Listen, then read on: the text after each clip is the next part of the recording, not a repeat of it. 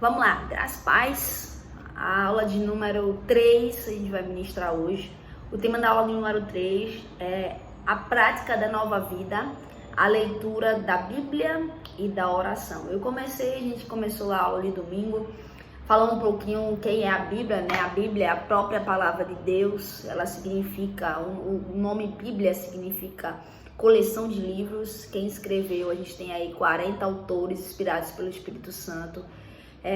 A Bíblia, ela tem uma missão, ela tem um tema central, que é a vida e a obra redentora de Jesus Cristo. O idioma dela pode ser tanto hebraico como grego, né? Foi traduzido inicialmente. Ela é dividida em Novo Testamento e Antigo Testamento. No Antigo Testamento a gente tem 39 livros, no Novo Testamento a gente tem 27, totalizando aí 66 livros da Bíblia. A gente falou também sobre cada livro da Bíblia. Se a senhora pegar aí a Bíblia, a senhora vai ver que os 5 primeiros livros da Bíblia a gente chama de Pentateuco, né? Penta vem de 5, teuco vem de livros. Então são os 5 primeiros livros da Bíblia.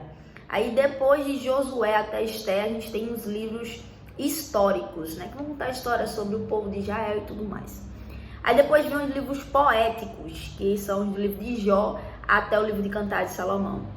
Em seguida a gente tem os livros de profecia, que são de Isaías até Daniel, que é os profetas maiores, e tem os profetas menores, que é de Oséias até Malaquias, né, que são os profetas menores. Aqui a gente tem todo o contexto do Antigo Testamento. No Novo Testamento a gente já tem, ele é dividido em 4 áreas, né? A primeira área é os evangelhos, que é de Mateus até João. A gente tem o livro histórico, que é o único livro histórico do Novo Testamento, que é Atos dos Apóstolos. A gente tem as epístolas escritas por Paulo, de Romanos até Judas. E o último livro da Bíblia, que a gente chama de profecia, né? Que é profético, que é Apocalipse. Então a gente falou na aula um pouquinho sobre a questão de ter essa vida saudável, essa vida de bons hábitos, e os bons hábitos que a gente tem numa nova vida quando a gente se converte a Cristo, correto, tá? Seria ter essa prática de leitura bíblica e de oração. Até porque, né, hábitos saudáveis vão fazer com que a nossa alma e o nosso espírito, eles cresçam. E o nosso corpo, através de hábitos saudáveis, fazendo a caminhada, comendo bem. Então eu comecei a aula falando sobre a importância de você cuidar do corpo, da alma e do espírito. E aí quando você pega a Bíblia para se deparar, a própria Bíblia ela vai nos contar o que de fato a gente precisa aprender no nosso dia a dia para fortalecer a nossa alma e o nosso espírito. A Bíblia, no sentido geral, ela é a própria palavra de Deus, é Deus se revelando para o homem. A Bíblia vai falar aí, né, no livro de Jeremias, capítulo 36, verso 2, ele vai falar que as revelações dadas por Deus aos seres humanos foram escritos em um rolo, ou seja, tudo foi anotado. Deus deu inspiração a homens e os homens foram lá e escreveram os seus livros, né? E o próprio Deus diz que toda a inspiração que esses homens tiveram, está escrito em 2 Timóteo capítulo 3, versículo 16, foi o próprio Deus que fez as revelações brotarem na cabeça deles, fez entenderem as verdades. Porque não tinha, irmã, como eles terem o conhecimento próprio, por exemplo, o livro de Gênesis, né? Como é que a pessoa iria escrever o começo de tudo se a pessoa não estava lá para presenciar, né? Tem livros do Novo Testamento que foram os próprios discípulos que escreveram. Mas os outros do começo, né? Quem poderia ter dado essa revelação? O próprio Deus. Se a Bíblia é a palavra de Deus, como ela deve ser lida? Então, a Bíblia, ela é correta em tudo, ela não falha em nada. Lá em Hebreus 4:12 vai falar que a palavra de Deus é viva e poderosa, que corta mais que qualquer espada afiada, de 2 lados, de 2 gumes. Ela vai até o lugar mais profundo da alma e do espírito e vai até o íntimo das pessoas e julga os desejos e pensamentos do coração delas. Então a gente vê que a palavra de Deus, ela é um conteúdo acessível a qualquer pessoa, e a gente precisa ir valorizar e tentar fazer as interpretações corretas com a ajuda do Espírito Santo. Eu falei também sobre o processo da alimentação. Quando a gente está se alimentando, pessoa física, tá? A gente mesmo no dia a dia, a gente passa por 3 processos que a gente aprende na escola. O primeiro processo é a ingestão, O segundo processo é a digestão e o terceiro processo é a absorção. Quando a gente também se alimenta da palavra de Deus, a gente precisa ingerir o alimento, na ingestão, a gente precisa comer o alimento, a gente precisa comer a palavra de Deus. Quando a gente digere, é o processo no qual o organismo vai descendo a comida e se dispõe aí ao alimento a ser digerido. Então a gente precisa se alimentar, fazer descer para nós, para haver absorção. A absorção já é a gente praticando as verdades que a gente absorveu. Então é muito importante a gente se ligar também essas três áreas de absorção da palavra de Deus, para que a gente consiga assimilar ela de uma forma precisa. Gleice, na prática do dia a dia, como é que eu faço para entender a palavra? Como é que eu faço para traduzir as verdades da Bíblia? Como é que eu faço primeiro? Ore a Deus. Peça que o Espírito Santo ilumine a sua cabeça na leitura bíblica. E ele vai, com o tempo, com a sua persistência, ele vai revelar exatamente o que está escrito nos textos, né? Escolha uma Bíblia de fácil acesso. A gente sabe que hoje tem N tipo de Bíblia, tem King James, tem NTLH, tem várias traduções. Você já pode escolher qualquer uma e assim começar a sua leitura. Vou mostrar uma aqui, a senhora, essa aqui é a Bíblia da Mulher, né? É uma leitura bem simples na Sociedade Brasileira das Bíblias, mas também temos outras Bíblias, temos a Pentecostal, temos a King James. Você escolha uma que mais a senhora vai se identificar com a leitura e faça a prática da mesma. Escolha textos, decore versículos, porque isso vai fazer com que a sua vida e a sua prática espiritual seja absorvida de uma maneira melhor. Falando um pouco sobre a prática da oração, a oração é o ato de conversar com Deus, porque Ele é uma pessoa. Então logo a gente sabe que a gente tem que conversar com Ele, tem que ter esse diálogo com Ele todos os dias. E esse diálogo vai nos conduzir aí a ter mais gratidão, a se arrepender cada vez mais, porque é na oração que podemos falar diretamente com Deus e Ele pode falar aos nossos corações, porque Ele ouve as nossas orações. E essa oração não pode ser uma oração robótica, né, como os católicos fazem. Ave Maria, cheia de graça, o Senhor é convosco. Essas orações, a oração nossa tem que ser uma oração sincera, sabe? Uma conversa com Deus, como se a senhora estivesse conversando comigo aqui, ó, face a face, tete a tete. É um diálogo, na verdade, né? E existem alguns elementos que podem compor a sua oração.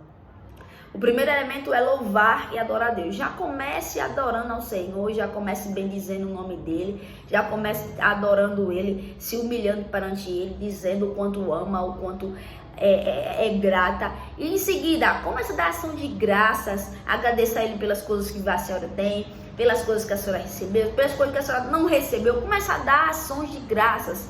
Em terceiro lugar, confesse seus pecados. Essa é a hora que você tem para verbalizar a Deus suas práticas erradas do dia a dia. E depois que você fizer essa confissão, o quarto elemento da sua oração deve ser a intercessão. Ore por pessoas. Ore por pastores, por ministérios. Ore pelo Brasil. Momento de intercessão. E por último, a senhora vai fazer súplicas a Deus. E aqui entra as suas coisas pessoais, as suas necessidades pessoais do dia a dia. Então a gente entende aqui o quanto é importante também se basear na nossa oração justamente nesses elementos. Se você já for ler a oração lá do Pai Nosso, vai estar exatamente nessa sequência aí de elementos que eu acabei de ministrar e também está na sua apostila. Para a gente terminar essa aula, ele vai falar um pouquinho sobre Gleice, qual o período que eu devo orar? Gente, você pode orar 3 vezes no dia, 4 vezes, 5 vezes, o dia todo orando. É a senhora que vai determinar aí como vai ser a sua intimidade com o próprio Espírito Santo e com o próprio Deus, né? Quantas horas eu vou ler a Bíblia, Gleice? Aí é com você, continuamente, em momentos especiais. O bom era ler toda hora, todo instante. Mas aí cabe a você discernir um ambiente certo, um local certo para poder fazer esse momento para com Deus no seu quarto secreto, né? Até porque Mateus 6,6 fala sobre isso, né? Quando for orar, fecha a porta do teu quarto, ora ao Pai em secreto, que Ele vai te ouvir. Então terminamos aqui essa aula de número 3. Vamos agora para o número 4, que eu falei um pouquinho sobre a conclusão do passado. Aqui a gente sabe que todo ser humano ele tem coisas do passado que fez lá atrás e que não quer mais cometer. Mas quando você aceita Cristo e existe essas pendências do passado, aqui ela vai nos mostrar a história de Zaqueu. Zaqueu, ele conheceu Jesus entrou em sua casa, Jesus foi lá, ceou, mas no momento que ele estava lá conversando com Cristo, Zaqueu, ele confessa seu pecado e diz: Senhor, eu preciso voltar lá atrás para poder exatamente restituir quem eu defraudei. Então a Bíblia vai dizer que ele voltou lá quem ele defraudou, ele foi lá, voltou e caiu em si. Então essa aula daqui vai falar sobre coisas do passado que a gente não pode mais cometer e, se tiver lá pendências, voltar para resolver. Primeira coisa que aqui vai falar é sobre renúncia a doutrinas, práticas, objetos ligados a outros deuses e crenças. A gente sabe que a maioria da nossa igreja vem tudo de outra igreja, né? Vem da Assembleia de Deus, vem de outras práticas. Só que agora a gente está num novo ambiente na qual existe a nossa própria doutrina, existe as práticas do dia a dia da gente e que a gente tem que se acostumar com essas novas práticas. A gente não pode trazer coisas da nossa antiga igreja para querer colocar aqui também, né? Porque é uma mesma igreja? Não. São ambientes diferentes, com doutrinas diferentes, com perspectivas diferentes. Então, se a senhora tiver alguma coisa lá de trás que queira trazer para cá, não vai poder. Se tiver alguma prática ou objeto que tinha vindo de outra denominação, não sei, não vai poder mais atuar e estar presente dentro do seu ambiente, da sua casa. Exemplo, só um exemplo, um terço, sei lá, aqueles negocinhos que bota aqui, pulseirinha de Nossa Senhora da Conceição e outras coisas mais parecidas. Essas coisas e práticas do passado ficaram lá atrás e precisam ser removidas. A Bíblia vai contar a história de Efésios, que eu já contei aqui para a senhora, eu acredito. Quando os convertidos de Éfeso se converteram, eles praticavam feitiçaria, eles praticaram muitas coisas erradas. E quando eles se convertem, a Bíblia diz que eles levam uma praça pública, queimam todos os livros e diante de todo mundo confessam que agora servem a Jesus Cristo. Então, a antiga prática deles não pode interferir na vida nova dele, porque agora eles quebraram essa legalidade do passado e agora estão vivendo em Cristo. Então, isso deve ser nosso dia a dia também, o nosso caminhar com o Pai. Número 2, acerto de contas com pessoas ou instituições ofendidas ou até que a gente prejudicou. Se tem alguma pessoa que você precisa pedir perdão lá atrás, que você precisa entregar algum valor que você defraudou, vai ter que voltar lá atrás e refazer a burrada que fez lá atrás. Ah, Gleice, mas faz muito tempo. Mas vai lá quebrar essa legalidade, porque isso vai te dar aval para tu ministrar para qualquer pessoa, em qualquer lugar, e as pessoas não vão aí, aquela irmã aceitou Jesus, mas aquela irmã é checheira, aquela irmã não paga, aquela irmã rouba, aquela irmã peca. Então, assim, no geral, a gente precisa ajustar exatamente essa área de prestar contas com pessoas. Terceira coisa importante também que eu falei na aula foi sobre regularização do abandono de relacionamentos impróprios. Aqui tem a ver com pessoas que se relacionam com outra pessoa e não são casados legalmente. Se for o caso da senhora, eu não sei, mas se a senhora entrou na nossa igreja, em qualquer outra igreja vai ser assim. Você vai se batizar, você tem que ser casado civilmente. Porque a prática do amaziamento, que é a junção da mulher e do homem sem a bênção de Deus, é pecado diante da Bíblia. Então a família em si ela é constituída por homem e mulher, mas que ambos diante da sociedade, diante de Deus, são abençoados. Então aqui a gente tem essa questão de pendência. Se tiver algum irmão na nossa igreja, ele vai ter que rever essa pendência do passado. Não pode viver como o mundo vive. E a quarta coisa que a gente falou também lá nessa aula foi sobre o abandono dos vícios e práticas impróprias.